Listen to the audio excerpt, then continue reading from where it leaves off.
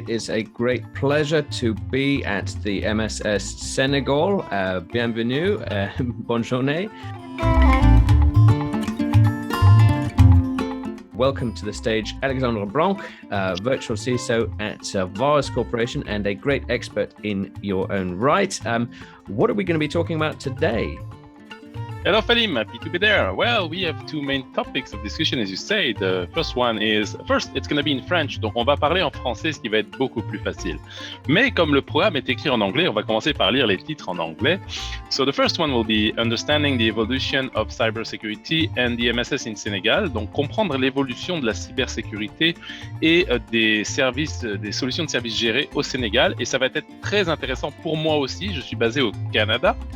J'étais français auparavant, ça fait 10 ans que je suis au Canada et donc je suis très excité pour cette discussion. Ça va être super de pouvoir échanger et découvrir un petit peu qu'est-ce qui se passe. On est presque à l'autre bord de la planète d'une certaine façon, donc c'est très intéressant. I was just saying that, I'm excited to discover the discussion there.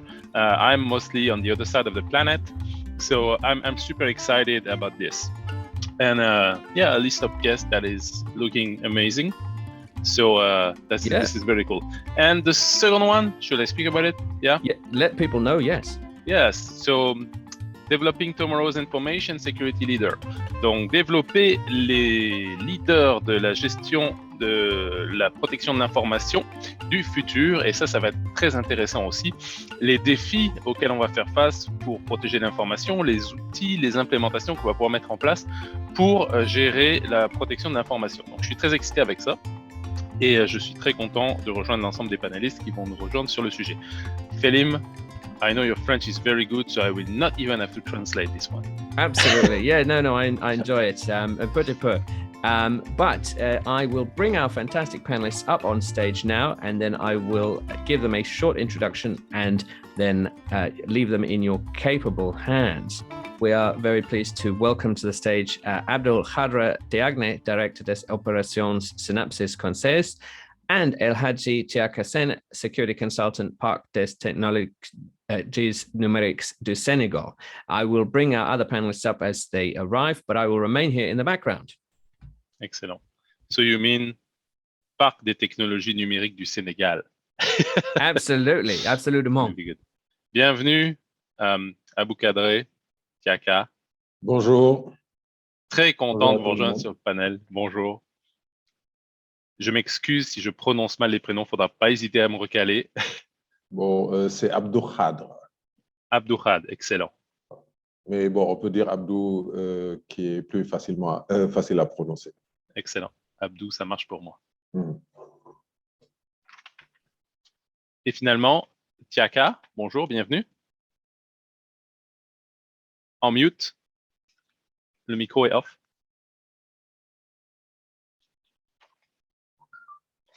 Excellent. Oui, bonjour. Bienvenue. Et ça fait tellement étrange d'avoir une introduction tout en anglais avec des titres tout en anglais pour une conférence qu'on va faire en français. Mais je suis très content d'être rejoint par vous aujourd'hui. Donc, je ne sais pas si vous avez entendu l'introduction au début. Je travaille pour une compagnie de cybersécurité, service de sécurité géré. Je suis basé au Canada. Donc, clairement, un autre marché, le marché nord-américain. Et je suis vraiment excité de pouvoir échanger sur les sujets, connaître les challenges de votre bord. Puis, on va discuter sur les différents sujets qui sont amenés aujourd'hui, notamment l'évolution de la cybersécurité pour les services gérés au Sénégal.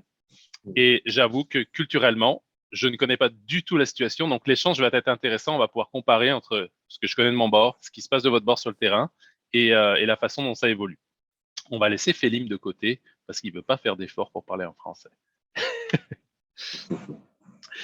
On va commencer. Abdou, c'est correct? Ça dépend. Excellent. Nous décrire un petit peu les challenges finalement que tu rencontres dans le marché. On va se tutoyer, ça va être au Québec, on tutoie tout le monde. J'espère que c'est correct avec vous. C'est parfait pour moi. Excellent. Alors, de ton bord, c'est quoi les challenges qu'on rencontre aujourd'hui? C'est l'évolution du marché, si on devait parler des points clés sur l'évolution de la cybersécurité au marché. Parce qu'on a une transition qui a existé entre services TI qui ont évolué vers les services de sécurité. Et est-ce que dans votre marché, on a des spécialistes de sécurité qui viennent se greffer sur les TI ou c'est des gens qui étaient dans les technologies de l'information qui ont pris finalement le besoin de cybersécurité puis qui l'intègrent dans le marché. Donc, j'aimerais avoir un petit peu une étude de ce bord-là. Merci. Je pense que, en fait, en termes de niveau de maturité, en termes de cybersécurité, je dirais qu'on fait de la cybersécurité depuis très longtemps, mais qu'on est quand même à un niveau de maturité qui n'est pas très élevé. Sachant qu'il y a une partie seulement, en fait, d'initiés, en fait, qui maîtrisent très bien la cybersécurité, mais il n'y a pas beaucoup de players, en fait, dans le marché. Au niveau public, c'est en train d'être adressé, mais c'est en cours. Et je dirais que si je dois résumer, c'est principalement au niveau des banques et des télécoms qu'on a eu un historique de gestion de la sécurité depuis ces 10 dernières années et que ces entités sont à un niveau d'avancement assez important. Ce qui manque, en fait, c'est vraiment tout.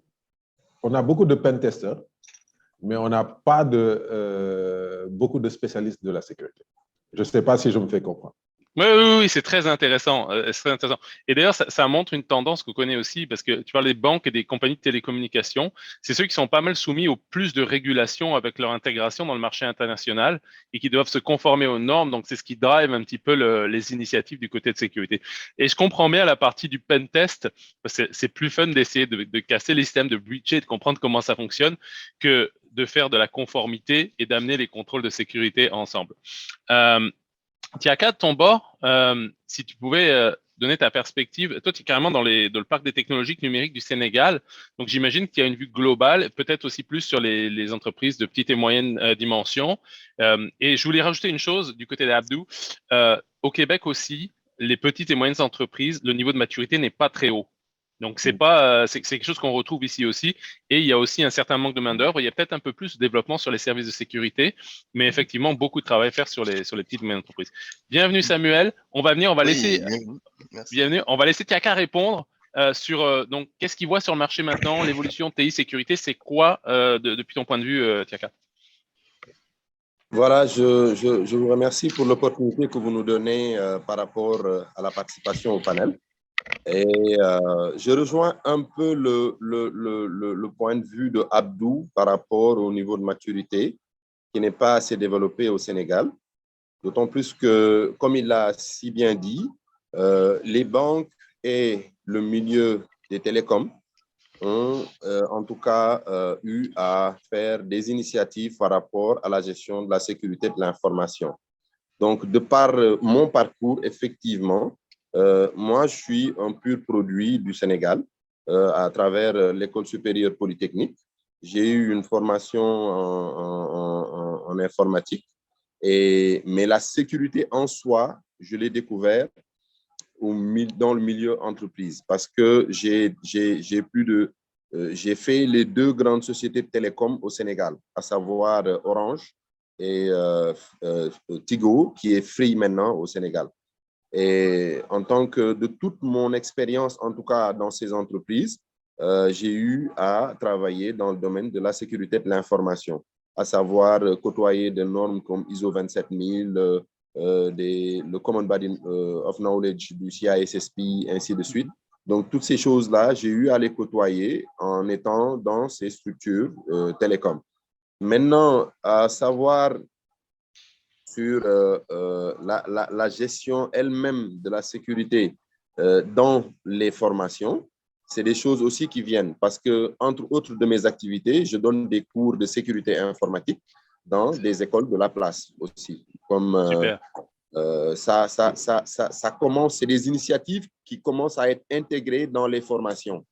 Donc, pas mal d'écoles au Sénégal aujourd'hui ont des modules de sécurité de l'information où on tente de prendre des professionnels qu'on demande d'intégrer cette couche formation. Par exemple, j'ai eu à animer des sessions de formation de sécurité de l'information pour des masters MIAGE.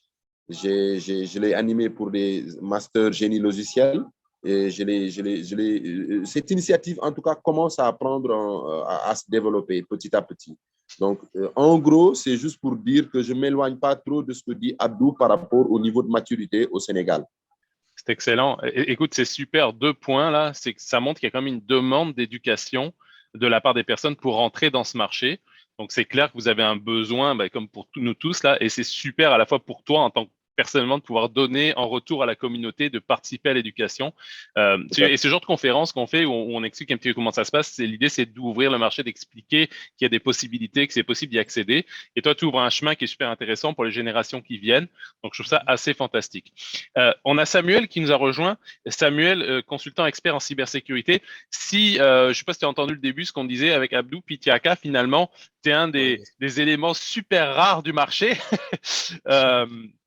En tant qu'expert en sécurité, est-ce que tu peux nous dire, toi, de ton point de vue, comment tu vois le marché?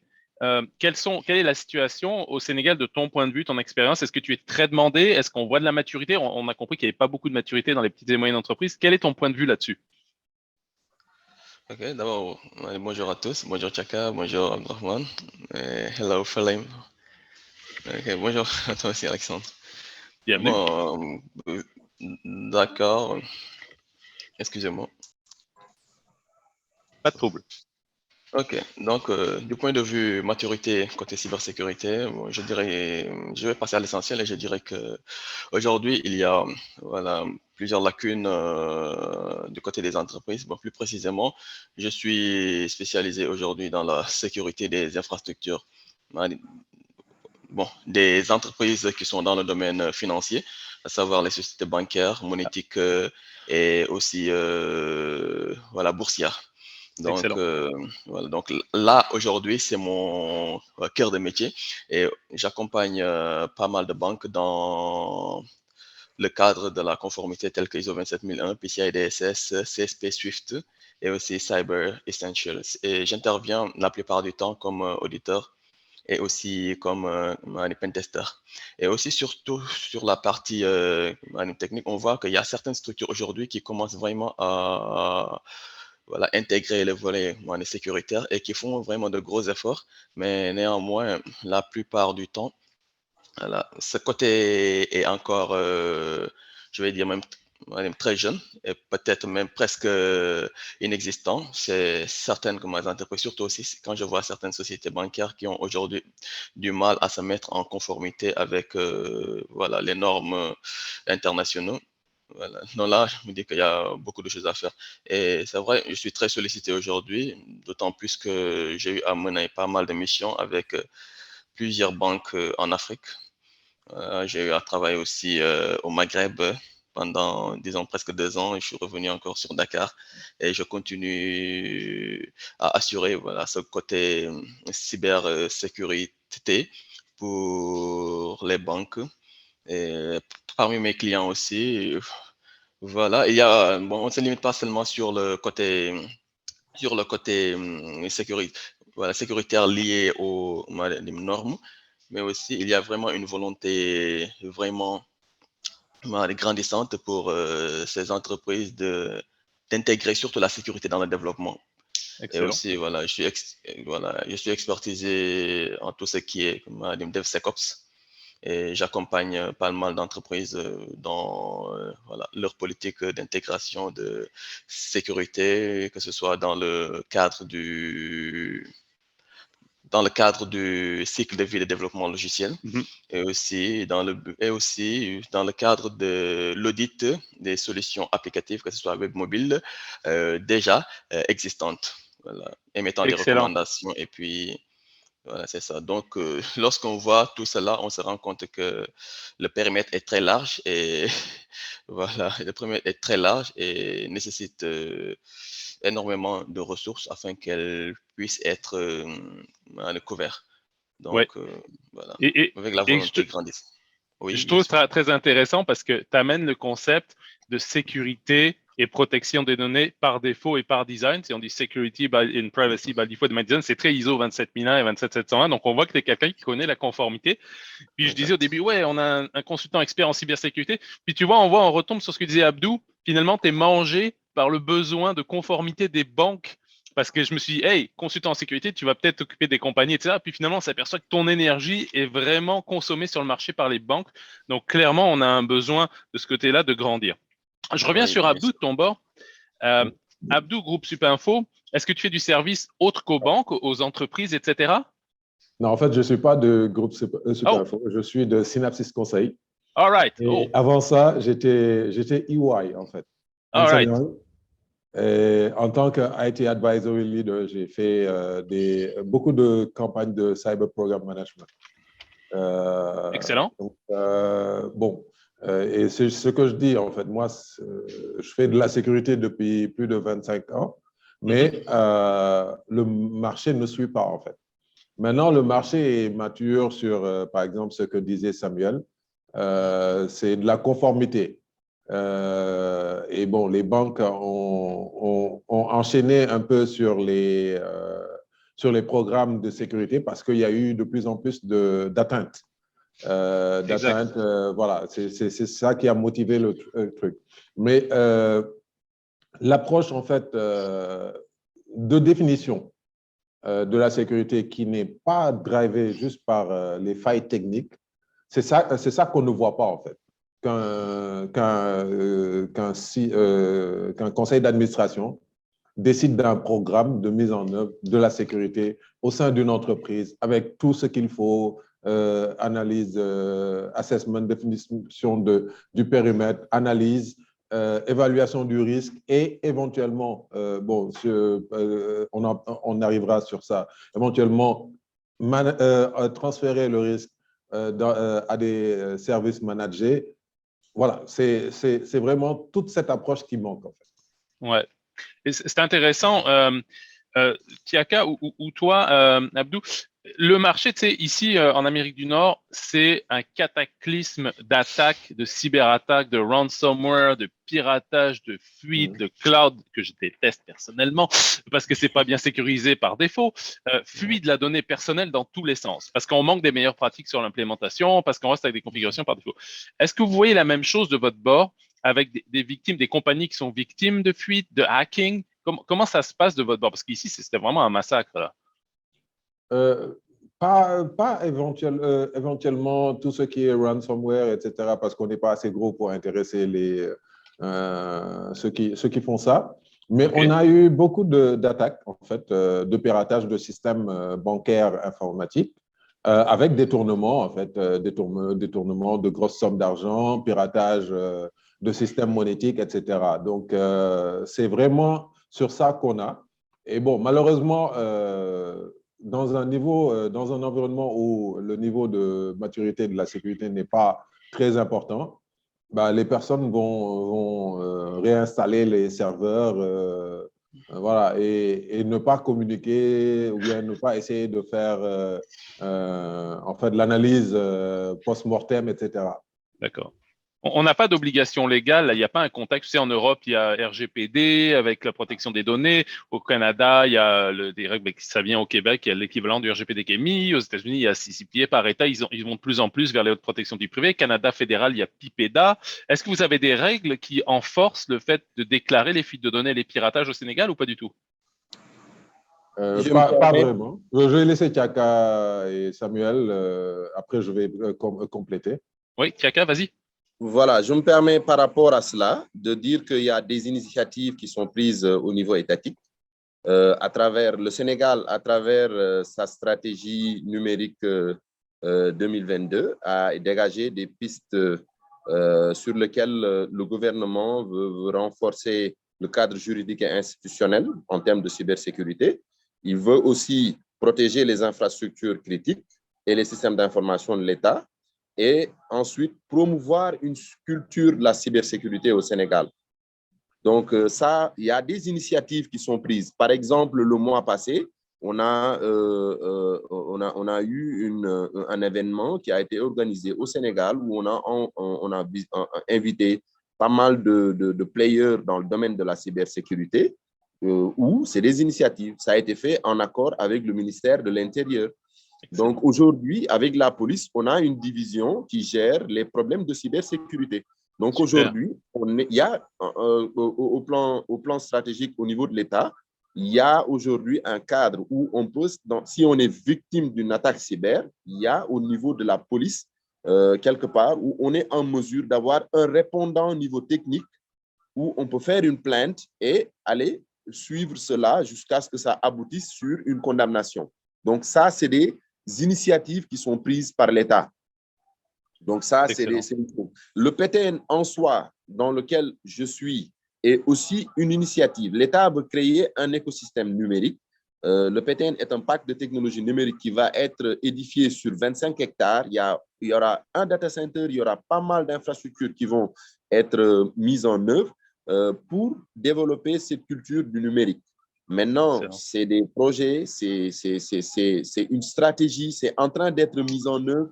Le niveau de maturité, c'est au fur et à mesure que cela va se développer, mais l'État en est conscient et en train de mettre des choses en place pour permettre au Sénégal d'atteindre un certain niveau. Maintenant, comme le dit Abdou Khadr, on peut avoir, que je salue au passage, hein, donc quand j'étais à Free à Tigo, où il était à Nsenyang, il savait que en termes de conformité, notre expérience à Tigo était très élevée. Il y avait un besoin de conformité qui était très élevé avec la norme de Sarbanes-Oxley, et ainsi de suite. Je ne l'ai pas connu personnellement, mais je l'apercevais quand il venait en mission à Tigo.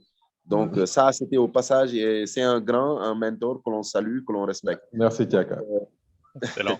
Et puis pour ce qui est de cela, l'État, en tout cas, est en train de mettre en œuvre plein de choses. Peut-être qu'avec toutes ces stratégies qui sont en train d'être mises en œuvre, c'est sûr qu'on va gagner en importance. On voit qu'au Sénégal, on parle du pétrole, on parle de pas mal d'infrastructures qui vont mettre le Sénégal au devant de la scène.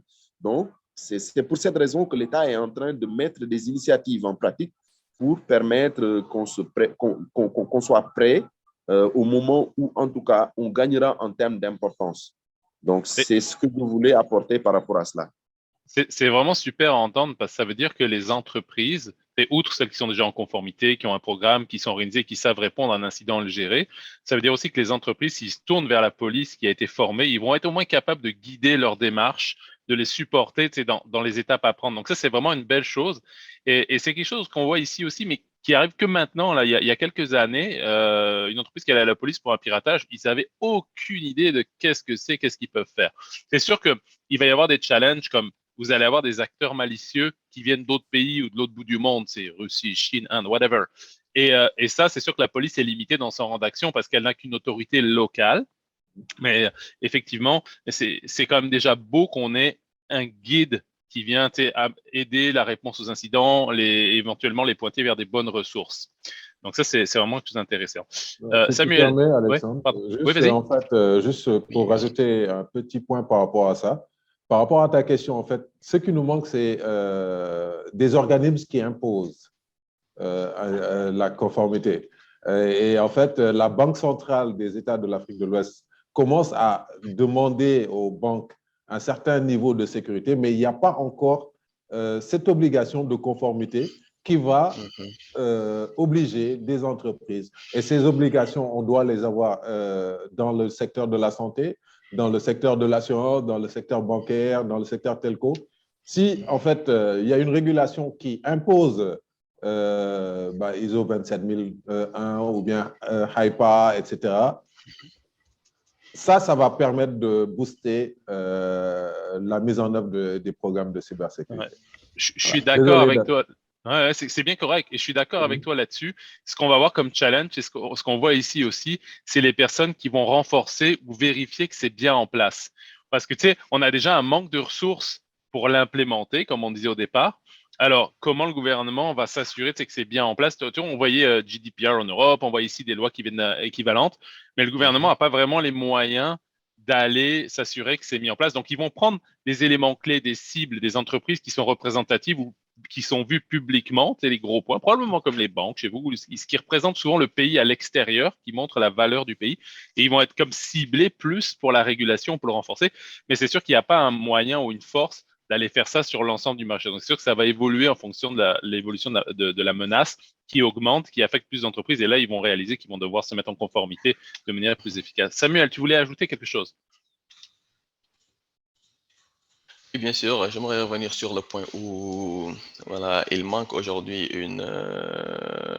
voilà, comment je dirais, voilà, il manque aujourd'hui voilà, des institutions qui seront là pour voilà, forcer ou bien obliger les structures comment dire, concernées, que ce soit comment dire, financières, télécom ou bien les grandes entreprises en général, à vraiment se conformer à tout ce qui est voilà, normes de cybersécurité. Par exemple, lorsque je prends mon expérience marocaine, chaque année, toutes les grandes entreprises, bien sûr, toutes les grandes entreprises, que ce soit télécom, bancaire, autres, sont obligées de soumettre un rapport, voilà, de soumettre un rapport, disons, voilà, de soumettre un rapport de tests d'intrusion. Donc, ce qui fait que, voilà, on se déplace pas mal, on réalise des tests d'intrusion et ces rapports que nous émettons sont directement communiqués à la banque centrale. Et si la banque centrale, bon, pour le cas des banques, bien sûr, et si la banque centrale, voit que les dégâts, sont énormes ou bien les vulnérabilités sont vraiment énormes, automatiquement des pénalités sont imputées à l'organisation dont elle est une question. Et aujourd'hui, bon, si ce genre de choses-là pouvait se faire dans notre pays, ce serait vraiment bien.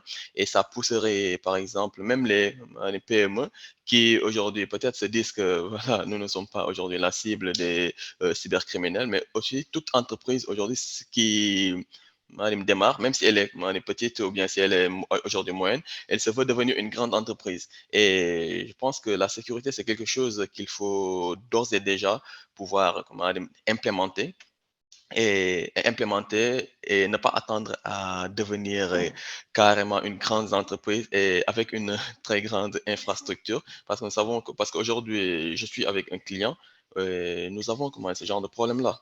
Nous avons ce genre de problème aujourd'hui. Qu'est-ce qui se passe? Toute l'infrastructure est dématérialisée sur le cloud.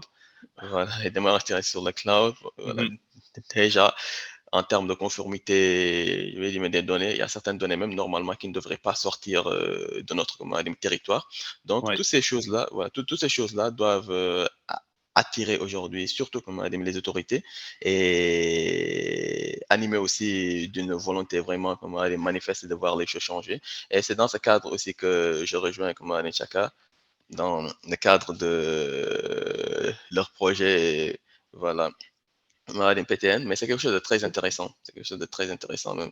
C'est- Et voilà, nous prions que vraiment, voilà, nous prions vraiment que ce projet arrive mais rapidement même, je vais dire même à exécution, parce que cela aussi pourrait permettre, voilà, cela aussi pourra permettre, je vais dire même aussi à, à, à notre État de pouvoir voilà, vraiment s'investir massivement sur cette partie. Sachant qu'aujourd'hui, ici, nous voulons attirer plusieurs de grands investisseurs. Aujourd'hui, la partie cybersécuritaire est très prisée. Est très ouais. prisée. Par exemple, Oui, lorsque voilà, j'étais à la Société Générale du Maroc, on s'inscrivait sur des plateformes de e-reputation qui, qui permet de pouvoir vraiment évaluer les risques et aussi de pouvoir évaluer le risque. Ce sont des plateformes aujourd'hui vers lesquelles les grands groupes qui aimeraient investir même dans le royaume viennent, visitent et voient par exemple quel est l'état, voilà, quel est l'état en termes de, voilà, quel est de l'état en termes posture. Ouais. de voilà, posture côté cybersécurité des entreprises ou bien que ce soit des banques où ils vont mettre leur argent et autres. Donc, ce genre de Évidemment. choses-là aussi, voilà, serait vraiment à prendre en compte. Mais de toute façon, nous voyons que le périmètre est très large et il y a vraiment beaucoup de choses à faire, énormément même de choses à faire. Ouais. J'aime le point, tu sais, qu'il y ait l'audit qui vient et quand tu envoies ton rapport d'audit à la Banque centrale, ils inspectent. J'espère que, tu sais, dans Mhm. l'esprit du ISO 27001, c'est l'amélioration Oui, continue et constamment revoir et s'adapter aux changements de l'organisation pour adapter les contrôles de sécurité. J'espère que les banques ont une chance, quand ils ont leur rapport, de corriger les contrôles et de mettre des mesures de compensation en place avant que le rapport s'en soit et de faire un deuxième test, tu sais, avant d'envoyer le rapport pour pas être éliminé parce que sinon on va tenter tu sais, d'éviter ou de tester pas les choses qui sont vraiment vraies ou on va avoir potentiellement de la corruption là-dedans. Donc il faut oui, espérer que ce soit dans un esprit toujours d'amélioration, que ces résultats permettent aux entités, que ce soit gouvernementales, privées, banques, de s'améliorer finalement, d'être une porte à l'amélioration. Je vais me tourner vers Félim juste pour le temps, pour savoir, Félim, where do we stand with the time stuff? Was it just half an hour to reach it? Yes, we have. We could probably let it go on for another couple of minutes, but yes, we've Okay. done it. Abdoucha, tu voulais dire quelque chose? Te voyais à Non, toi la non, parole, c'est- non? En fait, ce que je dis, c'est que il y a une initiative, mais ce qui manque, c'est un cadre de gouvernance, en fait, des initiatives de cybersécurité. C'est peut-être mettre en place une entité ou bien un cadre de concertation entre le secteur public et le secteur privé, genre un comité de pilotage de la stratégie de cybersécurité. Bon, ça existe, mais ce n'est pas encore fonctionnel. Je pense que l'État du Sénégal a une stratégie nationale de cybersécurité qui va être développée et j'espère en fait que tout le monde ensemble va contribuer à faire du Sénégal un endroit très sûr au niveau numérique. Excellent. Tiaka, un mot pour boucler? Tout à fait. Comme l'a dit notre Seigneur Abdou, des initiatives sont en train d'être prises de tous les bords. L'État, à travers sa stratégie nationale de cybersécurité, qui est en place depuis 2017, la stratégie nationale de cybersécurité du Sénégal, donc que tout le monde peut retrouver à travers le site du Sénégal, numérique.gouv.sn, SNC 2022. C'est une stratégie qui est publiée depuis 2017, de 60 et quelques pages, qui décline carrément toutes les initiatives. Donc, pour dire qu'il y a une démarche de vouloir prendre en compte la cybersécurité au niveau du gouvernement. Maintenant, comme il le dit, c'est encore évoluer et essayer de mettre un cadre où on va demander à ce que les règles et bonnes pratiques de gestion de la cybersécurité soient in force au niveau national. Parce qu'il y a beaucoup d'initiatives comme la CDP, la Commission des données personnelles au Sénégal, qui exigent à ce que toute entité qui traite des données personnelles puisse déclarer. Mais ce n'est qu'une déclaration. On voit des entreprises qui ne sont pas conformes par rapport à cette loi. Et voilà, comme Abdou Khadr l'a dit, que l'État soit beaucoup plus, décline en tout cas des politiques et exige à ce que certaines pratiques soient imposées à toutes les structures, à toutes les infrastructures critiques, aux entreprises dans le secteur bancaire et ainsi de suite. Ça peut être un comité, ça peut être un cadre, ça peut être ce que l'on veut, mais au moins qu'on ait ce enforcement-là qui soit là pour imposer et exiger. Et là, je le verrai plus aller à ce niveau de maturité où on va, si les ressources ne sont pas disponibles en interne, que ce soit à travers des structures comme le CTG qui propose des Managed Services Security qui pourront se développer au Sénégal. Mais aujourd'hui, toutes les petites PME qui plaident dans la cybersécurité aujourd'hui, ils ne répondent qu'à des problématiques spécifiques. On a un souci avec un firewall, ou on a un souci avec notre Active Directory ou notre service IAM, ainsi de suite. Donc, c'est plus pour répondre à des problématiques spécifiques par rapport aux différents métiers, que ce soit dans le secteur bancaire ou que ce soit dans le monde des télécoms, ainsi de suite. Donc, moi, je rejoins Abdou Khadr sur le fait que l'État doit pousser et mettre un cadre où ils vont imposer à tous ces players-là qui sont dans l'écosystème d'être aux normes par rapport à tout ce qui va être choisi. Les normes, on en a beaucoup. ISO 27000 est là pour la gouvernance, ainsi de suite. Le risk management, il y a pas mal de choses, pas mal d'initiatives qui pourront être choisies et imposées pour que toutes les structures répondent à cela, à ce qu'on atteigne l'objectif de se prémunir face à tous les risques cyber qui sont de manière grandissante dans l'écosystème numérique. Ouais. Donc, voilà un peu pour finir ce que je peux dire. Et, merci beaucoup pour... c'est moi qui te remercie, vraiment. Machallah. Merci beaucoup. Coach, j'entends qu'il y a des perspectives pour l'avenir dans le marché de la cybersécurité au Sénégal énormes. Ce que j'entends là, c'est qu'il y a pour les jeunes qui veulent apprendre à aller dans ce marché-là, il y a des jobs en masse à venir et une croissance économique phénoménale qui va accompagner la croissance économique du Sénégal. Donc, je pense que s'il y a un mot à passer là au niveau des jeunes qui se cherchent, qui aiment la technologie, c'est peut-être d'essayer d'explorer cette filière parce que il y a vraiment de quoi qui s'en vient. Samuel, rapidement, si tu veux un dernier mot, puis après on va passer la parole à Félim. Ok, d'abord, merci pour la brillante intervention de Chaka ainsi que de Abdrahman et la vôtre aussi. En tout cas, c'est très instructif. Donc, je m'attendais vraiment à ce genre de panel. Voilà, bon, je dirais que j'espère qu'une prochaine fois, on pourrait même l'organiser en grand sur Dakar et inviter pas mal de Même personnes avoir pour plus de temps. avoir Oui, plus de temps, discuter plus sur de les temps et plus de perspectives. monde. Oui, oui. Très, très intéressant. Je vous Exactement. remercie beaucoup. Pardon de couper, je sais que Félim est sur l'horloge, il va me dire « Ah, c'est le temps !» Je vous remercie beaucoup, super échange, très intéressant. Je suis très content d'avoir eu l'occasion d'échanger avec vous. Je vous souhaite une Merci excellente à journée. tous. Merci à tous. Au revoir. Ok, merci beaucoup. Merci beaucoup, Jejeref, I think is Jejeref, and I will put you back in the audience. Jarajaf. So that is fantastic. I really enjoyed it, and I will put everyone in the audience except for our moderator, which I have erroneously done. Please keep the comments coming, and I will start our next panel. So, yes, thank you, Serejim.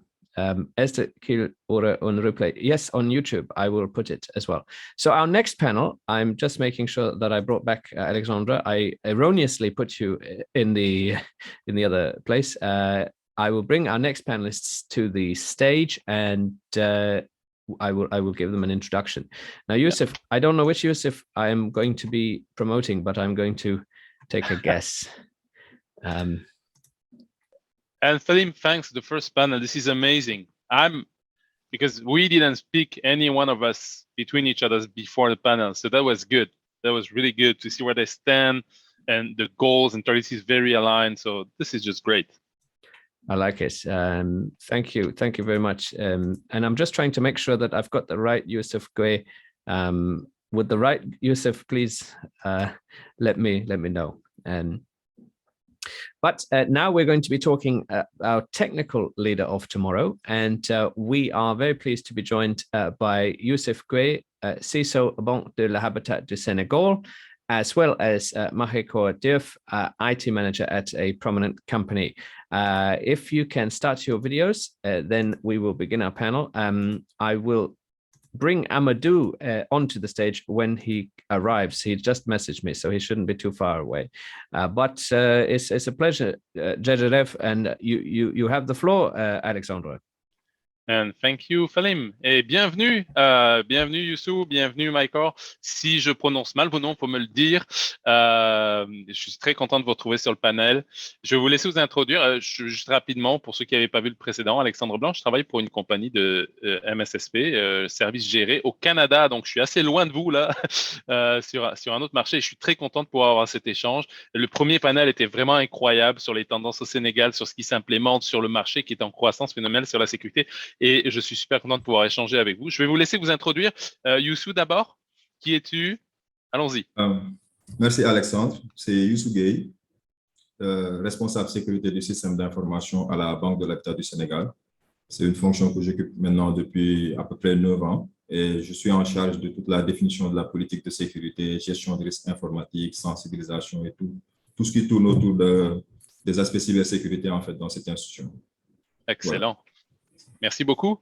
Michael, tu es en mute encore. Le micro est off. Tout en bas à gauche. Ouais, go. C'est bon. Ah non, c'est reparti. Bonjour. Donc, je me présente Michael Diouf. Actuellement, je suis IT manager d'une banque qui s'appelle le Crédit International. Donc, je suis là-bas depuis 2014. Auparavant, j'étais dans une autre banque. J'ai pratiquement 18 ans d'expérience sur le domaine IT dans les banques. Et aujourd'hui, je me suis spécialisé, en tout cas depuis quelques années, dans le domaine de la cybersécurité. avec les normes ISO 27001, ISO 27032, PCI. Donc, voilà, merci. Excellent. Merci d'être avec nous. Écoute, on a encore 2 spécialistes qui sont dans le côté des banques. Voilà. mais de ce qu'on a compris du panel précédent, c'est qu'au Sénégal, à date, les organismes qui sont les plus poussés à être en conformité sont les organismes qui traitent avec des relations internationales, donc les banques avec les marchés financiers, et qui ont des régulations à mettre en place. On a compris depuis le panel précédent que les entreprises, les petites entreprises ne sont pas encore tellement avancées sur le sujet. Ils sont spotés sur des petits problèmes, mais il n'y a pas de gouvernance qui est renforcée, bien que le gouvernement au Sénégal arrive avec des programmes qui viennent supporter cette action. On a eu Tiaka avant, qui était au Parc des technologies numériques du Sénégal, qui nous parlait des initiatives prises par le gouvernement pour commencer à amener des connaissances sur la menace, etc. Alors vous êtes déjà dedans, mais le sujet du jour, c'est Developing Tomorrow's Information Security Leaders, c'est écrit en anglais. Développer les leaders de la technologie de l'information et de la sécurité de demain. Donc vous êtes dans le marché déjà, et je peux seulement assumer, comprenant le contexte, que ça ne doit pas être évident de trouver des ressources pour achever votre mission. Comment ça se passe aujourd'hui? Youssou, ça fait longtemps que tu es à la place, tu dis de plusieurs années. Comment ça se passe de ton bord? Oui, en fait, je dirais qu'en fait, c'est un point important parce qu'effectivement, les ressources, en fait, même au niveau mondial, en fait, sur la partie cybersécurité, on sait tous qu'en fait, elles manquent. Elles manquent, en fait, parce qu'aujourd'hui, en fait, même quand vous avez une ressource en matière de cybersécurité, il faudrait du temps pour qu'elle soit aujourd'hui compétente et efficace. Donc, ça nécessite quand même, au préalable, qu'elle ait eu une formation ou bien une expérience. Et c'est un domaine quand même qui est relativement bon dans certains pays, dans certains environnements comme les nôtres, assez nouveau. Quand même, je dirais nouveau dans le sens où la prise de conscience, quand même, elle est assez récente. Et le gap, quand même, il est là entre aujourd'hui la cybercriminalité et le besoin, quand même, de protéger en fait, nos infrastructures. Donc, aujourd'hui, c'est d'autant plus évident qu'aujourd'hui, dans les structures, les formations, quand même, ne font pas trop l'accent, quand même, dans le domaine de la cybersécurité. Il y a quand même des initiatives qui ont été évoquées dans le panel précédent. Il y a des formations, quand même, qui ont été faites. Mais bon, le milieu professionnel aujourd'hui nécessite quand même des gens qui sont performants. Donc, du coup, en fait, on a ce souci effectivement quand même. Mais ça rejoint quand même une évidence qui est mondiale, en fait, parce que la cybersécurité, quand même, elle est là. Et la cybercriminalité, quand même, elle avance rapidement. Donc, aujourd'hui, c'est plus simple d'être le bandit que celui qui fait la police. Donc, c'est ce qui fait qu'aujourd'hui, le gap, quand même, il est énorme et nous le ressentons. Mais grâce quand même à certaines initiatives, quand même, nous arrivons à combler le gap. Mais force est de reconnaître aujourd'hui qu'il est énorme en fait, pour avoir un expert en sécurité qui est performant et efficace. Excellent. Je tutoie, j'espère que c'est correct. Je suis au Québec, tout le monde se tutoie, j'espère que c'est correct avec vous. Tu lèves un point, Youssou. On arrive à former quand même les personnes. Ça, l'idée, c'est les leaders de demain. Est-ce qu'aujourd'hui, donc pour emmener des personnes sur tes équipes, tu dois avoir ta propre formation en interne, tu les entraînes avec des équipes, des mentors en interne? Ça se passe comme ça pour compenser le manque de ressources? Disons qu'en fait, c'est important aujourd'hui qu'ils aient des mentors, mais c'est important aujourd'hui qu'en interne, qu'on puisse exactement savoir de quoi il s'agit quand on parle de cybersécurité. En fait. Donc aujourd'hui, la sécurité en interne, elle est perçue comme un aspect technique, alors qu'aujourd'hui, c'est des sujets qui doivent être débattus au niveau stratégique. Donc aujourd'hui, en matière de leadership sur la partie sécurité, il faudrait toujours trouver l'équilibre entre les aspects techniques et les aspects stratégiques. Donc, parce qu'en tant que RSSI, par exemple, vous êtes le relais entre les équipes opérationnelles et la direction générale. Donc, il faudrait quand même développer certaines capacités dans ce sens. Il faudrait que les gens puissent parler un langage qui soit commun aux opérationnels et au top management. Donc, c'est cet exercice quand même qu'on s'efforce de faire, de changer les cultures en interne pour qu'on puisse penser plus business continuity que vraiment régler des problèmes de firewall et des problèmes d'intrusion dans le système. Donc, c'est quand même un équilibre. C'est ça le challenge aujourd'hui, d'avoir des gens qui peuvent être entre la direction générale, le top management et les équipes opérationnelles pour que la sécurité puisse jouer son rôle transversal en fait. Tout à fait. C'est un défi qu'on a dans le monde entier finalement. On a besoin de gens qui sont très techniques, mais qui ont une compréhension business, qui ont une compréhension des besoins des opérations et des objectifs d'entreprise ou d'organisation d'une banque, qui est une entreprise aussi d'une certaine façon, Et c'est vrai que c'est parfois difficile parce que on disait dans le panel précédent, il y en a beaucoup qui veulent être pen testers, mais souvent les pen testers, c'est des gens qui sont très techniques, ils aiment les exploits, jouer avec les machines, mais c'est pas forcément des gens qui sont très bons communicants ou qui ont une conscience de l'analyse d'impact, de gestion du risque, et de traduire ces éléments-là en impact financier ou opérationnel. Donc c'est vrai que c'est un défi. Maïkor, de ton bord, comment tu gères ça? Donc, pour la même question, finalement, former les ressources en interne, est-ce que vous recrutez en externe ou comment ça se passe? Comment tu vois les solutions à ces défis de ton bord? Donc, nous, on a eu la chance, en tout cas, d'être dans un groupe bancaire qui est très évolué, en tout cas, qui a un niveau de sécurité informatique très élevé. Ce qui fait que depuis 2015, nous sommes certifiés à la norme PCI DSS et que nous arrivons à renouveler donc actuellement. Et cela est dû à une forte implication du top management jusqu'au conseil d'administration, où les rapports de vulnérabilité, donc les pen tests, tout ça, sont remontés au conseil d'administration. Donc, ce qui nous met nous-mêmes dans une certaine pression et qui nous permet en tout cas de relever un peu le niveau et de maintenir en tout cas notre niveau de sécurité de façon confortable. Je rejoins Youssou ainsi que les panélistes, en tout cas les intervenants du panel précédent. Donc, nous avons une carence énorme en experts en cybersécurité. Cela est dû au fait que, en termes de formation, nous n'avons pas, je pense que il y a une année derrière qu'on venait d'inaugurer la première école en cybersécurité. Donc, ce qui fait qu'effectivement, le gap, il est là, les carences sont là. Maintenant, nous, en interne, de mon côté, voilà, par rapport aux formations qu'on a eu à faire, par rapport à notre expérience, effectivement, nous avons la possibilité de transmettre le savoir à nos équipes. Donc, c'est comme ça qu'on essaye de faire évoluer les choses, donc pour leur permettre, en tout cas, d'avoir un niveau confortable en matière de cybersécurité. Et voilà, c'est dans le quotidien parce qu'effectivement, on est dans le milieu bancaire où, voilà, où nous subissons des attaques au quotidien. Effectivement, il faut préparer le monde, en tout cas les équipes qui travaillent là-dessus, à pouvoir répondre. Donc, il y a les certifications qui sont là. On nous pousse de temps en temps les équipes à aller se former via des certifications telles que ISO 27001.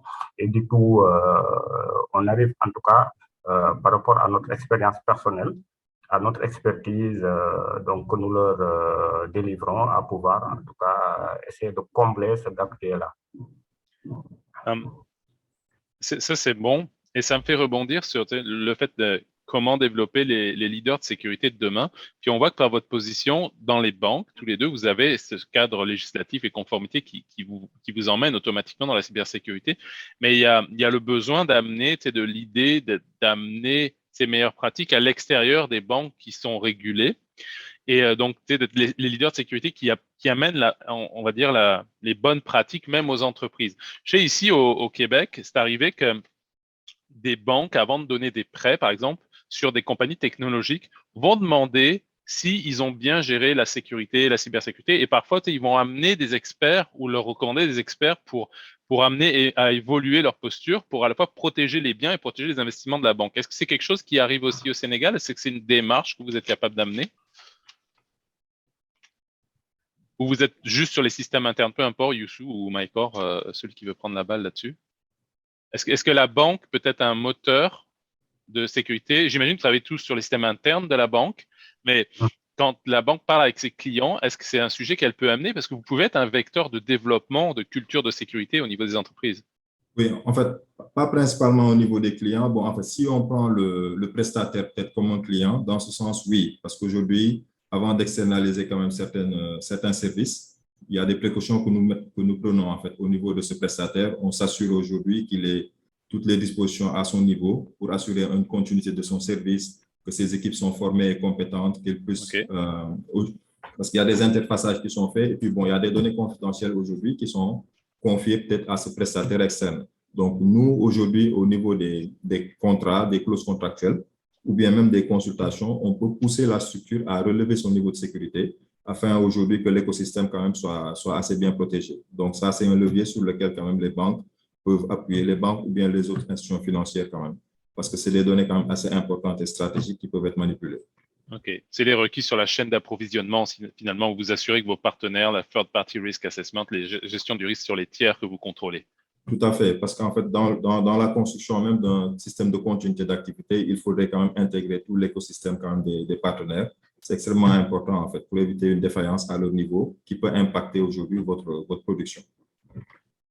En effet, ouais, vraiment. Comment vous voyez tous les deux, vous avez cette expertise, vous avez établi donc la gestion du risque à l'extérieur, vous avez une sorte d'écosystème très sécurisé finalement avec des partenaires qui sont à votre niveau de maturité.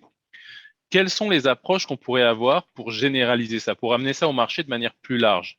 On fait cette conférence, par exemple, aujourd'hui, on en parle publiquement. Ça, c'est une super façon d'amener la connaissance à ceux qui veulent ou découvrir le marché et venir donc savoir comment ça marche. Comment on peut amener des initiatives, on parlait du parc des technologies numériques du Sénégal avant, qui amène cette initiative. Est-ce que vous êtes partenaire de ces actions-là? Est-ce que vous êtes invité? Est-ce que vous êtes vous-même motivé pour parler, enseigner les meilleures pratiques? Comment on peut essayer d'amener ça de manière plus générale? Et est-ce qu'il y a une volonté des gens d'apprendre ça? Alors, moi, je pense que, en tout cas, la meilleure manière, c'est l'idée, c'est notre générosité déjà. Nous sommes des leaders et c'est à nous de partager nos connaissances. Moi, à titre personnel, je donne souvent des cours dans certaines écoles de Dakar. Donc, je partage, en tout cas, je le fais pour partager mon expérience ainsi que mon expertise, sachant qu'effectivement, il y a ce gap-là qui est là et qu'il va falloir effectivement qu'on essaye de pousser. Et on se rend compte, généralement, les étudiants que nous accueillons en stage ou bien les jeunes, en tout cas, qui viennent de débuter leur expérience professionnelle, effectivement, ont des carences énormes en matière de sécurité. Ils se soucient peu de ça. Donc, du coup, je pense que, en tout cas, l'une des actions qui pourrait permettre, en tout cas, de résoudre, en tout cas, ce gap, c'est effectivement que nous, qu'on s'engage à partager nos connaissances et autres. Et maintenant, comme Youssou l'a dit, effectivement, de notre côté, on a des interactions avec des prestataires, avec des clients. Donc, si aujourd'hui, le prestataire, il est chez nous et qu'il voit que vous avez un niveau de sécurité, d'exigence en termes de sécurité très élevé et qu'il n'a pas l'habitude, en tout cas, de rencontrer. Très souvent, dans certains cas, c'est un peu difficile pour lui de comprendre, de s'adapter, mais il faut expliquer et dans certains cas, il arrive à comprendre en fait les enjeux. D'accord? Et ça peut lui permettre demain, il peut même lui utiliser en tout cas ces éléments-là par rapport à ses clients, ses propres clients. De la même manière, pour les utilisateurs, en tout cas les clients que nous avons par rapport aux applications que nous publions. Donc, si on met un niveau de sécurité effectivement assez élevé, je peux parler par exemple, si vous avez des systèmes comme le web banking, vous le mettez en place, un système comme la double authentification. Certains vont trouver cela au départ très contraignant, mais vous allez leur expliquer quels sont les problèmes auxquels ils peuvent être confrontés en utilisant un mot de passe unique. Tout ça, ou bien l'utilisation du Digipass. Dans certains cas, on dit que c'est très lourd. Moi, je veux le mot de passe uniquement sur mon téléphone. Donc, c'est à vous de les expliquer. Et là, effectivement, vous conscientisez vos clients, vos prestataires, et ça permettra effectivement de pousser un peu pour qu'effectivement, on y arrivera certainement. Et donc, des panels comme ce genre où nous sommes invités. Parce qu'effectivement, comme tout le monde l'a dit, on constate que c'est dans le milieu bancaire où, en tout cas, on a cette maturité en termes de la gestion de la cybersécurité. Nous voulons partager nos connaissances. Ça permettra aussi, c'est un moyen, en tout cas, un vecteur qui permettra, en tout cas, à combler ce gap en termes de manque de formation en cybersécurité. Ouais, totalement.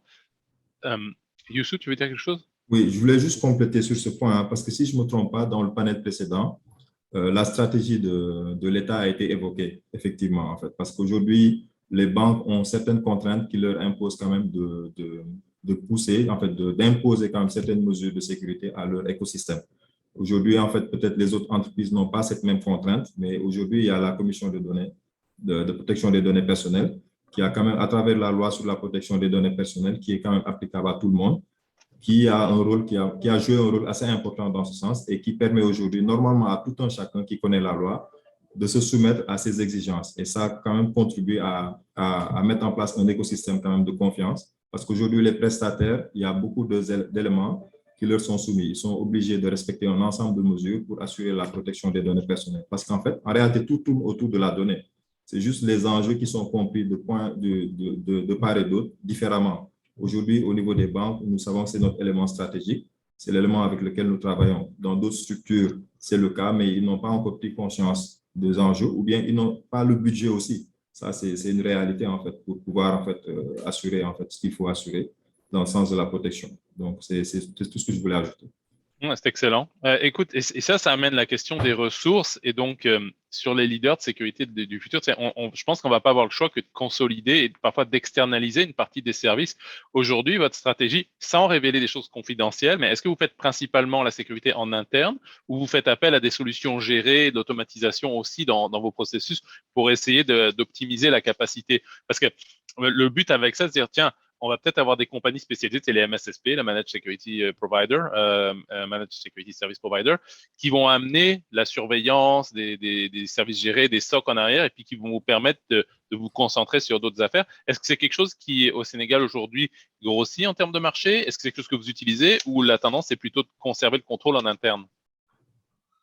Alors, moi, je suis dans un environnement où on a tendance à contrôler les choses en interne. Même voilà, pour aller sur le cloud, aujourd'hui c'est une contrainte chez moi. J'ai pas mal de prestataires qui me proposent des solutions sur le cloud. Mais voilà, notre politique de sécurité pour le moment est très fermée à ce niveau. Donc ça, c'est un premier cas. Et maintenant, par rapport aux prestataires de sécurité, c'est vrai qu'on en utilise, mais on a mis en place un département sécurité au niveau de notre groupe. Donc il y a un département donc, avec une vingtaine de personnes qui s'occupent de tout le volet sécurité. Ils font les assessments, les pen tests, l'internal pen test. Souvent, c'est l'external pen test où on sollicite une entreprise spécialisée, donc extérieure. Et c'est comme ça qu'on arrive, en tout cas, à gérer nos problématiques de sécurité. Okay. Excellent. Youssou, ton bord? Enfin, nous, on est dans une configuration quand même assez hybride. Bon, quand même, pour certaines prestations, il nous arrive d'externaliser. Je prends l'exemple aujourd'hui de la supervision quand même qui nécessite des travaux H24, une supervision 7 jours sur 7 pendant 365 jours. Il faut nécessairement avoir les effectifs, il faudrait avoir l'infrastructure qu'il faut, les compétences qu'il faut, parce qu'on en a parlé également, on a un problème de ressources compétences dans certains domaines. Donc, on a tendance quand même à externaliser, mais toujours dans un cadre qui est bien précis, en fait. Il faut bien encadrer quand même cette prestation, parce en mettant en avant en fait les enjeux en fait de confidentialité et d'intégrité en fait de notre système d'information. C'est quand même une tendance quand même aujourd'hui au niveau de certaines banques qui étaient contraintes quand même de se conformer à la norme PCI DSS avec toutes ces exigences. Aujourd'hui, rien ne vous empêche d'externaliser quand même une partie de votre activité, notamment la supervision, et développer quand même pendant ce temps aujourd'hui toutes les ressources et compétences qu'il faut pour pouvoir assurer cette supervision en interne dans le temps. Mais tout dépendra quand même de la politique de l'entreprise. Donc aujourd'hui, mais nous sommes dans une configuration quand même hybride pour le moment et voilà, c'est assez confortable. Ah, c'est sûr, je pense qu'à un moment, on n'aura pas le choix. Moi, je suis quelqu'un qui, à la base, n'aime pas le cloud, puis n'aime pas mettre les choses à l'extérieur. En tout cas, pas faire confiance aveuglément parce que j'aime avoir le contrôle, un petit peu comme Mike Cordier, une grosse culture de contrôle. Ça, c'était à l'origine.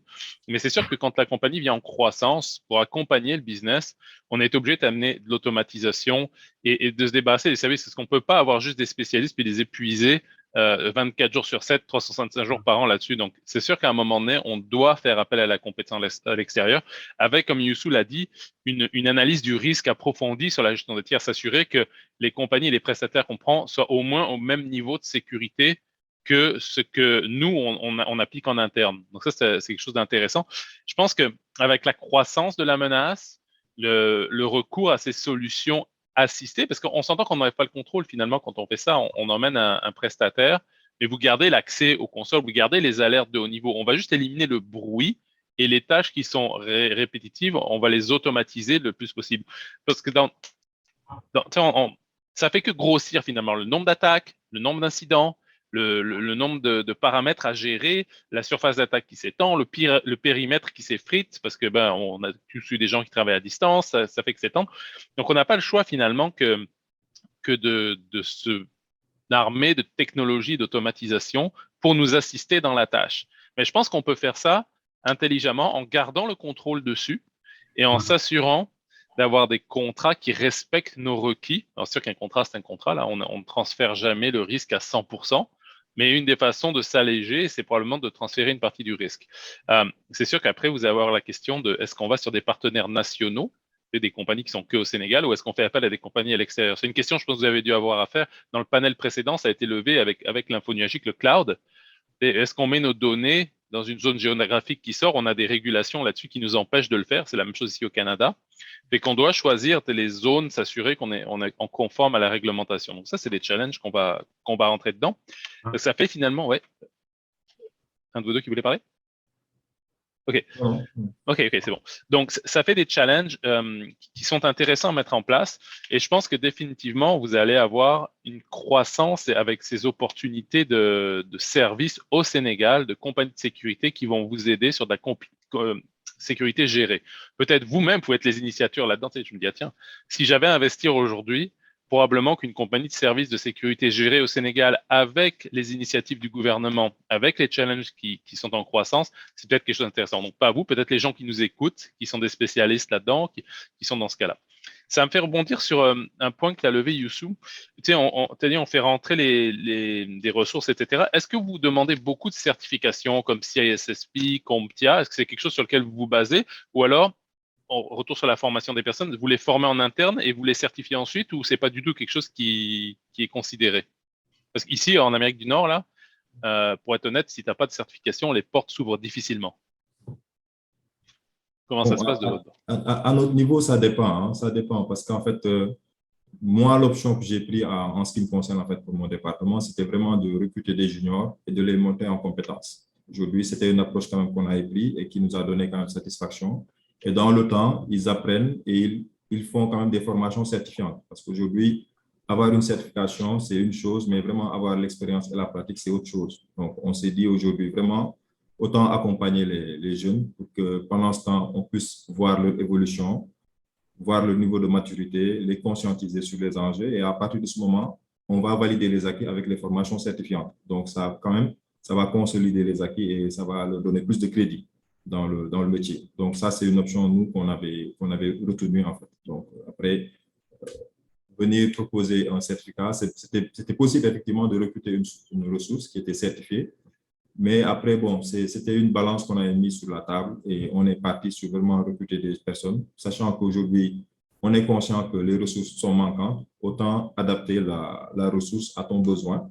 Et voilà, donc c'est une approche qui nous a valu satisfaction jusqu'à présent. Donc, les gens travaillent, ils montent en compétences et ils font les formations certifiantes. Donc, du coup, ils ont l'expérience, ils ont la certification. Donc, c'est l'approche qui a été retenue ici. Ah, c'est une approche qui est très intéressante parce que vous pouvez les former à vos processus. C'est plus facile à faire une intégration et les monter en compétences.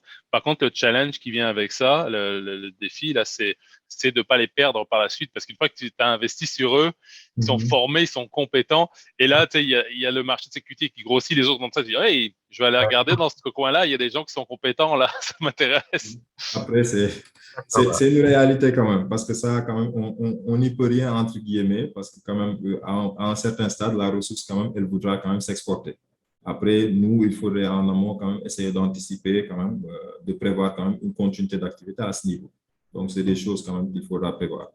Ouais, vraiment, c'est des défis auxquels on fait tous face. Maïkor, de ton bord, est-ce que… Oui, moi, j'ai adopté la même approche que Youssou, effectivement.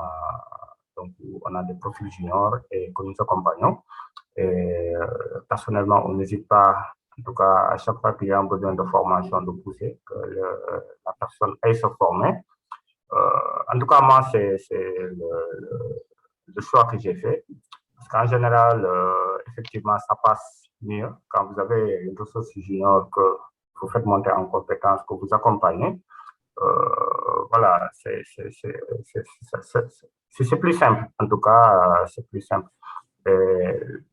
Parce que dans certains cas, c'est assez difficile d'avoir un senior voilà, qui a ces certifications. des fois la gestion devient difficile pour pouvoir s'adapter, en tout cas, ou bien se conformer à la politique qui est en place. En général, lorsqu'on revient, effectivement, avec ses certifications, avec ses expertises, il va vouloir, effectivement, dans certains cas, en tout cas, faire quelque chose qui n'est pas tout le temps en accord avec la politique, en tout cas, du groupe. Mais avec les juniors, effectivement, ça passe. On les fait monter en compétences, on leur donne leur chance. Maintenant, c'est que vous avez souligné quelque chose d'important, vous les formez et après, au bout de 2 ans, 3 ans, effectivement, la personne est assez solide, il a assez de compétences. On a des petites coupures, Maëcor, de liaison Internet, là. Mais on a compris que le challenge que tu fais face, c'est la même. Excusez-moi, j'ai perdu la connexion. Oui, tout à fait. On a entendu. Voilà, c'est ça. Hein. Ouais. Voilà, vous risquez d'en perdre. Maintenant, c'est vous qui souffrez parce que vous êtes obligé d'aller chercher quelqu'un d'autre et de former encore, espérant que voilà, la route va rester. C'est ça. Youssou, main levée? Non, erreur. Ah, c'est un accident? Ok, all right. C'est correct. Donc, ça, c'est intéressant. Et c'est sûr qu'on ne peut pas enfermer les personnes. À un moment, c'est une question de confiance. On construit une culture d'entreprise. On parle de culture de cybersécurité pour l'organisation. Je pense qu'on a aussi une culture d'équipe qui se grossit, qui fait que les gens doivent se sentir bien avec vous, puis vous accompagnent. Mais c'est sûr qu'on ne peut pas retenir tout le monde. Ça, c'est évident. Ça me fait rebondir, c'est le sujet du jour, toujours, les leaders de la sécurité de l'information de demain. Aujourd'hui, c'est qui vos leaders? Est-ce que dans le panel précédent, on avait Abdouhad qui était avec nous, qui avait l'air d'être une inspiration pour Tiaka. Est-ce que c'est quelqu'un que vous suivez? C'est qui votre leader, votre inspiration pour la sécurité? Qu'est-ce qui vous emmène? Tu sais, moi, j'ai suivi beaucoup ici du côté Amérique du Nord. Il y avait eu Kevin Mitnick qui faisait des conférences. Il y en a d'autres qui, tu sais, lui, il y en a qui l'aimaient pas. Je suis plusieurs leaders là. Puis de votre bord, comment ça se passe? Comment on développe cette culture? C'est quoi la motivation d'aujourd'hui? Et la question qui s'en vient ensuite, c'est comment on va avoir les leaders pour demain? Est-ce que des gens vous suivent déjà? Est-ce que vous générez des motivations? Comment on peut arriver avec ça? Je sais que c'est une question ouverte là, mais en gros, un brainstorming pour ceux qui vont regarder cette vidéo, qui nous écoutent maintenant. Comment on amène les talents? Comment on les lead? Qu'est-ce qu'on crée? Comment on crée la motivation? Qu'est-ce qui fait qu'ils vont venir travailler avec nous, qu'ils veulent? Qu'est-ce qui est passionnant, etc. Youssou, si tu veux commencer avec ça. Oui. Bon, je pense qu'aujourd'hui, la motivation en fait, de tout un chacun, c'est déjà d'avoir une visibilité là où on va. Donc, pour les talents quand même qui sont recrutés, il faudrait quand même que le projet soit viable. Donc, moi, par exemple, dans le processus, vraiment, je discutais avec les gens pour leur dire qu'il y a de la matière, il y a du travail à faire, il y a beaucoup d'enjeux aujourd'hui, c'est un domaine qui va évoluer. L'avantage aujourd'hui, si vous êtes orienté résultat, c'est des choses quand même qui sont factuelles. Vous avancez, vous voyez le résultat et vous voyez l'impact quand même que vous avez dans l'environnement et dans l'entreprise. Donc, si c'est des gens qui aiment des challenges, quand même, ça peut être intéressant. Pour ma part, hein, parce que bon, moi, je préfère vraiment travailler. J'aime bien les challenges. Je suis assez orienté résultat, donc c'est le message quand même que je diffuse tout autour. Et puis bon, surtout l'impact quand même qu'on peut avoir. Après, pour les retenir aussi, c'est un autre challenge parce qu'effectivement, il faut avoir une bonne culture d'entreprise, il faut avoir une politique de rétention et tout. Mais le plus important pour moi, c'est que la vision soit claire et que bien expliquée au niveau des collaborateurs pour qu'ils puissent vraiment accrocher à votre projet et que, bon, voilà, et que pendant tout le parcours, qu'il y ait quand même une possibilité d'évoluer, surtout d'avoir un impact, parce que c'est le plus important, de faire des choses et de voir qu'en fait, il y a des résultats. Donc, dans le domaine du secteur bancaire, comme le disait Maëcor, ils sont certifiés PCI DSS. C'est une bonne chose aujourd'hui, la banque, ça avance, chaque fois, il y a des contraintes, il faut faire face à ces challenges. Donc, c'est des choses qui montrent que ça bouge tout le temps. Donc, il faudrait vraiment être à la hauteur, il faudrait être prêt. Et donc, c'est des choses quand même qui motivent quand même, je pense, que tous les acteurs de la cybersécurité. Donc, c'est un monde qui bouge beaucoup. Il faut vraiment quand même qu'on ne soit pas figé, qu'on soit dans une dynamique d'évolution et d'accompagnement quand même de la structure. Et ça, quand même, ça nécessite quand même beaucoup d'investissement personnel. Donc, ça ne s'arrête pas. Donc, vraiment, la motivation, c'est vraiment de s'aligner à la stratégie de la banque. Et vraiment, étant donné que ça bouge, donc on a la chance quand même d'être dans un domaine où ça évolue rapidement. Et ça intéresse souvent les profils. Je suis d'accord, c'est beaucoup de travail, de veille technologique, et d'être au courant des tendances et des efforts personnels de ce bord-là. Effectivement, ça c'est un très bon point. Maïkor, de ton bord, comment l'idée, l'avenir, maintenir les motivations, comment on se met en place là-dedans pour être une inspiration finalement et amener les autres, parce que aussi il y a un challenge avec vous qui êtes dans la banque, c'est que vous avez une notion de confidentialité, j'imagine, avec cette job-là, donc vous pouvez pas aller dehors et dire tout ce que vous faites, etc. C'est comme un mix entre on a besoin de dire ok, c'est ça les bonnes pratiques, etc. Mais on peut pas révéler non plus quelles sont nos pratiques en interne pour pas représenter un risque. Est-ce que Michael, quel serait suite à ce que Youssou a dit, quel serait ton point là-dessus? Oui, moi je pense qu'on n'a pas besoin de communiquer des informations personnelles, même quand on transmet le savoir, comme je l'ai dit initialement. Moi, je fais des formations dans certaines écoles. Voilà, on arrive à, en tout cas, former les gens, donner des cas pratiques par rapport à ce qu'on voit au quotidien, sans pour autant divulguer des informations des informations confidentielles. Je pense que ça c'est important. Et voilà, maintenant, côté en professionnel par rapport aux jeunes que nous encadrons, je pense que il faut responsabiliser et donner des orientations très claires. Il faut faire pencher les gens sur l'avenir. Donc, leur montrer que voilà là où on doit aller, ce qu'on va trouver, les enjeux aujourd'hui actuels, c'est ça. Et voilà comment y aller. Et surtout, ne pas hésiter, en tout cas, à les mettre devant, à les accompagner. Donc, quand je dis mettre devant, ce n'est pas les laisser seuls, d'accord, devant les situations, mais donc de les laisser prendre des initiatives tout en faisant des vérifications, un accompagnement et en tout cas, ne pas hésiter à venir corriger dès que c'est nécessaire. Et on remarque que ça paye. Effectivement, au début, vous voyez des gens qui ne sont pas intéressés par la sécurité, la cybersécurité, ça ne dit rien du tout. Pour eux, c'est une boîte noire. Mais dès que vous commencez, en tout cas, à leur confier des choses, par exemple, moi, dans mon cas, tout ce qui est renouvellement PCI et DSS, je l'ai confié à un collaborateur qui ne connaissait pas. Mais voilà, aujourd'hui, il est bien dans ce jeu-là et voilà, il arrive à lui seul, en tout cas, par rapport à l'audit de certification, à faire respecter, en tout cas, les exigences de sécurité. Et voilà. Et c'est des choses comme ça qui permettent à la personne, en tout cas, aujourd'hui, non seulement de se donner, en tout cas, de gagner de la confiance et de s'intéresser davantage donc à cela, et qui pourra en tout cas effectivement nous permettre de les tirer vers de l'avant. Ouais, donc un leadership, un mentorship à l'interne. Je pense qu'une valeur qui découle de ce que vous avez dit tous les deux, finalement, c'est permettre aux personnes de faire une différence. C'est dans l'organisation, faire une différence pour les gens avec qui ils travaillent autour. Moi, personnellement, c'est ma motivation. C'est quand tu arrives sur une discussion comme maintenant, ou même avec les clients, ou quand on vient, c'est faire la différence de manière positive, amener quelque chose de plus, permettre aux éléments d'avancer. On est dans la cybersécurité. Attends, on a une question qui vient. Youssou Maïkor, quelles sont vos attentes vis-à-vis des telcos pour renforcer votre cyberprotection? Est-ce que l'un de vous deux veut répondre à ça? C'est dans les questions sur le côté de la chatbox. Maïkor, tu peux y aller. Après, je complète si tu veux. Moi, je pense qu'au niveau télécom, effectivement, en tout cas par rapport à ce qu'on a ici au Sénégal, par rapport à leur activité, ils ne se limitent pas à l'aspect télécom. Ils sont bien présents dans, en tout cas, la proposition de solutions de sécurité, effectivement, mais en tout cas par rapport à mon expérience que j'ai eu à rencontrer. Du coup, je pense que, voilà, avoir des rencontres souvent, discuter des problématiques que nous, en tout cas, nous pouvons soulever dans la gestion, en tout cas,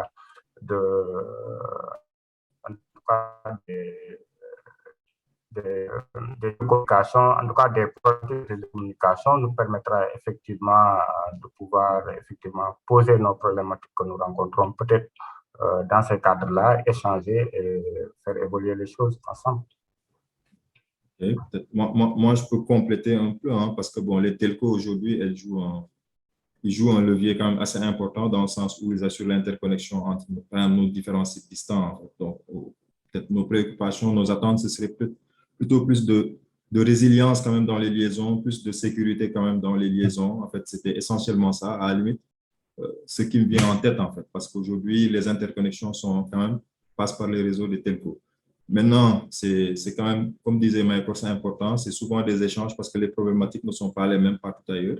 C'est peut-être des cadres d'échange qu'il faudrait avoir avec les telcos quand même pour pouvoir exposer de manière sereine toutes nos préoccupations et vraiment voir comment est-ce qu'on peut collaborer pour vraiment aboutir à des solutions qui vont, de part et d'autre, en fait, satisfaire les deux parties. Donc, j'aime ça, un travail d'équipe sur la résilience finalement, qui s'occupe de suggérer, d'amener de la diversité dans les chemins de connexion pour assurer la résilience de l'organisation et que ça vienne d'eux finalement et pas forcément de votre demande, qui soit de travailler en équipe là-dessus. On a une autre question qui est rentrée, qui rejoint, parce que le temps passe vite. Quelles sont les compétences requises? Et ça, c'était ma question, c'est pour aller travailler dans la cybersécurité avec vous, mais il y a quelqu'un d'autre qui a posé une question qui est assez proche. La cybersécurité étant assez large, quels sont les domaines où il y a le plus de demandes vs moins de ressources? Donc, c'est sûr qu'on a la conformité avec la gouvernance de données qui sont moins techniques comme job et plus organisationnels. Puis après, on a du pen test qui est beaucoup plus technique. On a de l'implémentation, configuration de firewall. Donc, ce que j'ai compris, c'est que les marchés des entreprises au Sénégal, configurer des firewalls, maintenir la partie technologique, c'est quelque chose qui existe déjà. J'imagine qu'il y a des compétences de ce bord-là.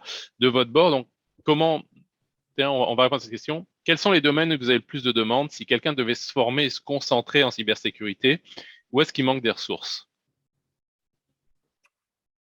Bon, pour ma part, en fait, je vais dire, comme je disais tantôt, nous, on a une organisation qui est assez hybride. Quand même, il y a des fonctions qui sont là, il y a d'autres qui sont externalisées quand même. Toutes les compétences pointues sur la partie sécurité, c'est des choses quand même qui sont externalisées. Tu le disais tantôt, tout ce qui est configuration de firewall et tout, ce sont des choses qui peuvent être faites en interne. Mais c'est plus les aspects gouvernance, conformité. Aujourd'hui, c'est le point sur lequel on s'appesantit le plus. Parce qu'aujourd'hui, en fait, c'est quand même un bon levier. C'est des exigences quand même qui viennent et ce n'est pas forcément des choses qui sont prises en compte dans une organisation. Quand on parle de sécurité, on a plus tendance à penser que c'est plus des aspects techniques, alors qu'il y a des aspects gouvernance organisationnelle quand même qui font de la sécurité, qui lui permettent aujourd'hui de pouvoir se vendre en fait dans toute l'institution, parce qu'aujourd'hui, ce n'est pas juste les aspects techniques qu'il faudra évoquer, mais il faudrait quand même pouvoir parler un langage qui peut être compréhensible du top management. Et là, c'est surtout des compétences en matière de gouvernance, conformité qui peuvent vous aider. Donc, pour ce qui me concerne, hein, après, ouais, ça peut être fonction de l'organisation, mais pour ce qui nous concerne aujourd'hui, toute cette partie technique, purement technique, elle a tendance à être externalisée. On a des ressources internes qui sont compétentes là-dessus, mais ce ne sera pas leur travail H24. Donc, on s'appuie quand même sur des partenaires externalisés. Mais on a besoin de gouvernance, conformité, quand même, c'est quelque chose qui est assez permanent chez nous. On a besoin donc d'une culture de sécurité, mais pas forcément d'être un expert pour implémenter la partie gouvernance. Ça c'est important parce que ça ouvre des portes à ceux qui voudraient se former. Ils peuvent aborder, on parlait de PCI DSS, c'est sûr qu'ils ont besoin d'une connaissance technologique, d'une culture globale, mais pas forcément d'être un expert. Ils ne doivent pas être découpés des paquets TCP, aller analyser le trafic. Il n'y a pas besoin d'aller aussi loin pour mettre en place une gouvernance ou une conformité, que ce soit du ISO 27001, du PCI DSS, parce que finalement, c'est des gouvernances qui sont assez clairs, pour comprendre quels sont les contrôles techniques de sécurité, les contrôles de sécurité à mettre en place, mais on peut déléguer cette tâche de mise en place et dire, OK, est-ce que c'est avoir des équipes qui s'en occupent. Maïkor, tu veux ajouter quelque chose là-dessus? Oui, moi je pense que effectivement, en termes de, en tout cas, les problématiques que j'ai rencontrées, où j'avais du mal à avoir de l'expertise ici, c'était dans le domaine du pen testing, où j'étais obligé de faire appel à un cabinet externe, en tout cas pour pouvoir faire mes pen tests, en tout cas external pen tests, correctement. De notre côté, ce que je rencontre aussi très souvent, c'est la configuration des firewalls. En général, on a des gens qui se disent experts, mais en réalité, les configurations qu'on vous met sont des configurations basiques. Donc, ce qui fait que demain, si vous faites des analyses ou bien des pen tests, que vous décelez en tout cas des défaillances, en tout cas au niveau de certaines configurations, ou bien la mise à jour, en tout cas de certains protocoles qu'il faut enlever, ou bien des algorithmes de sécurité qu'il faut supprimer, tout ça là. Vous avez du mal à trouver quelqu'un qui peut répondre, en tout cas, à ces problématiques-là. Ouais. Donc, je pense que c'est des domaines qu'il faut creuser davantage, maîtriser les firewalls, avoir une forte expertise. Parce qu'en général, on va se certifier, mais à un niveau basique, et on pense qu'on est un expert, alors que ce n'est pas ça la réalité. Il faut pousser et aller vraiment au bout de l'expertise, c'est-à-dire maîtriser carrément toute cette chaîne de configuration et pouvoir appliquer non seulement les règles comme il le faut, mais aussi voilà, les normes de sécurité, les exigences de sécurité. Parce que si vous êtes dans une entreprise voilà, qui n'est pas certifiée dans un domaine spécifique, vous pouvez mettre des configurations basiques, ça passe, effectivement. Mais si vous êtes dans une entreprise où on a un niveau de sécurité élevé, où les gens font des tests de vulnérabilité, les configurations de firewall sont analysées régulièrement, on exige des mises à jour, des firmware, etc., ou bien des protocoles de sécurité qui sont obsolètes qu'il faudra enlever, ou bien des algorithmes de chiffrement qu'il faut enlever. Effectivement, là, dans certains cas, vous avez du mal à trouver vraiment un expert qui puisse vous régler votre problème. Je pense que c'est pas mal dans ce cas-là d'avoir une expertise interne, mais comme on peut pas être dépendant sur une expertise, c'est de combiner à la fois une compagnie de services externe et l'expertise interne pour s'assurer que c'est bien fait. Comme ça, si ta ressource interne s'en va, tu as quand même la personne, compagnie externe, qui est habituée à maintenir, qui est capable de garder le cap jusqu'à ce que tu récompenses cette ressource. Et la même chose dans l'autre sens. Si la compagnie externe ne fait pas l'affaire, ton expertise interne va être capable de dire non, là, ça marche pas, c'est du n'importe quoi. Il faut trouver quelqu'un d'autre qui est performant là-dedans. Donc, c'est vraiment le concept du overlapping security control, là, qui contrôle le contrôleur. C'est pas mal d'avoir ça en place de manière générique. On a eu des remarques intéressantes dans les commentaires, mais on arrive proche de la fin de l'heure. Felim, I think we are close to the end. How many? Well, we're a little bit over, but I'm happy. No, I'm happy because it's a great debate, and so as long as you have time, I'm happy to add this question from Benito, for example. Oh, yeah. Il said actually que les gens peuvent maîtriser la configuration des firewalls et c'est très dépendant des éditeurs. Donc, this is something we kind of address when discussing. Je suis désolé pour le dépassement de temps. I'm sorry for having a little bit over time. You know, I'm in Canada and this is like something and a half hour above my time zone or something like that, and like many hours and a half. So I'm not aligned. So we're gonna wrap it up. On va terminer avec un mot de la fin. Youssou, si tu voulais terminer avec un mot, le sujet global, c'était développer les leaders de la sécurité de l'information de demain.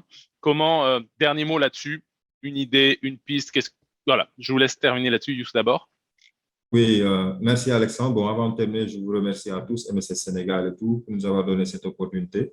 Donc, c'était un sujet enrichissant. Enfin, bon, mon point de vue, en fait, le leader, en fait, sur la partie sécurité, quand même, c'est quelqu'un qui doit être à cheval, vraiment, entre les aspects techniques et les aspects managériels, en fait. Donc, vraiment, c'est quelqu'un qui doit être un bon relais, qui puisse parler aux équipes opérationnelles afin de pouvoir leur expliquer la stratégie de l'entreprise et pouvoir traduire les aspects techniques au management pour leur faire comprendre que les aspects stratégiques sont pris en compte. Aujourd'hui, il doit être à cheval vraiment entre la partie technique et la partie managériale et pouvoir insuffler quand même cette culture sécurité au niveau de toute l'entreprise. Donc ça, c'est extrêmement important.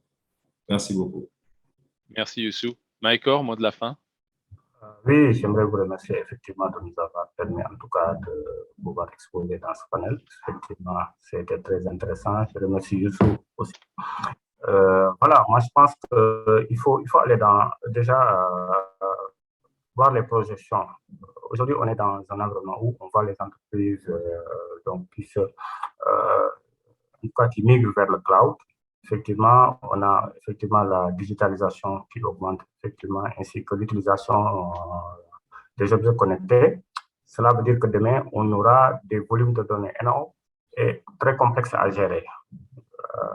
Donc, de notre côté, on voit qu'effectivement, on a une certaine sophistication et une automatisation des attaques par rapport à la cybercriminalité. Et effectivement, la gestion en tout cas, des mesures de sécurité qu'il va falloir mettre en place pour pouvoir contrecarrer ces types d'attaques qui sont de plus en plus très sophistiquées, qui utilisent même aujourd'hui la technologie de l'intelligence artificielle pour pouvoir effectivement passer à travers les contrôles. Donc, va devenir en tout cas un véritable challenge pour les leaders de devenir les experts en cybersécurité. Et il va falloir qu'ils se préparent donc, à bien maîtriser les technologies de l'intelligence artificielle avec le deep learning, les technologies XDR, ainsi que la gestion des données personnelles aujourd'hui, en tout cas, qui est un sujet d'actualité, effectivement, qui intéresse beaucoup les individus qui sont maintenant très regardants dans la gestion de leurs données personnelles. Et effectivement, il y a pas mal de sanctions avec les normes qui sont en place. Donc, tout ceci constitue des challenges donc, il va falloir essayer de maîtriser pour les futurs leaders en cybersécurité. Donc, je termine par remercier tout le monde, l'assistance. Et voilà, ça a été vraiment un plaisir pour moi de participer à ce panel. Merci. Pareillement, merci beaucoup. Et c'est pas moi qui vais contredire sur l'automatisation. Tu sais, nous, chez VARS, on vend du XDR, de la solution gérée, automatisation basée sur l'intelligence artificielle, machine learning pour détecter les attaques comportementales, etc. Donc, effectivement, je pense aussi que c'est le futur. Ça va permettre d'alléger, de se concentrer sur les points essentiels. Je vous remercie à tous. Felim, thanks a lot for having organized this event. That was pretty amazing. A great input from the people right there. This is amazing. Thanks a lot. Merci beaucoup, Youssou. Merci, Mike. Merci à vous aussi. Well, thank you very much. Thank you, Youssou. Thank you, Mahiko. And of course, our fantastic moderator, Alexandre Blanc. Let's give you a big virtual round of applause. Merci beaucoup pour votre participation. And next time we will definitely like to see you in Dakar, or you can come over here. It's no problem. Thank you very much. We look forward to seeing you in the audience for the wrap up. Thanks so very much for your time. Merci à tous. Bonne journée.